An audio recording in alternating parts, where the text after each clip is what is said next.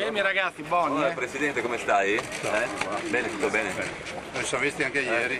C'è un sacco di gente. Stiamo fissando per domani un altro incontro che non possiamo far passare più di 24 ore senza vederci. Scambio di battute scherzose all'arrivo del Ministro alle infrastrutture per l'inaugurazione del rinnovato Ponte della Priula. Toninelli è arrivato con 45 minuti di ritardo causa volo, comunque viene salutato da una folla di residenti, di cittadini e di curiosi arrivati sul ponte con ogni mezzo, a piedi come in macchina, passando per l'immancabile bicicletta e perché no alla canoa, pagaiando lungo il Piave. Una presenza massiccia e festante che ha addirittura sorpreso il Ministro. Se voi siete qua oggi e siete il cantiere che oggi vado a inaugurare con la maggior presenza di cittadini e di questo vi ringrazio profondamente.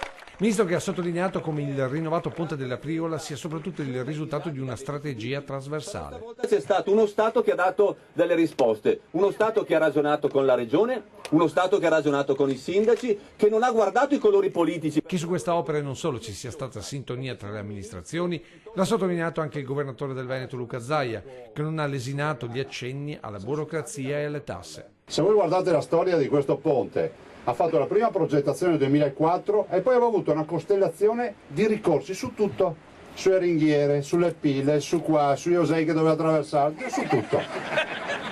Allora io penso che questo è anche il significato di questa inaugurazione, che ce l'abbiamo fatta.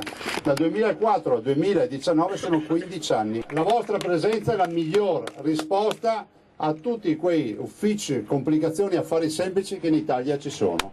Governatore che ha colto l'occasione per ricordare gli altri grandi appuntamenti nell'immediato per il Veneto. Poi Ministro, guarda, ti dico l'ultima roba, quelle sono le colline del Prosecco.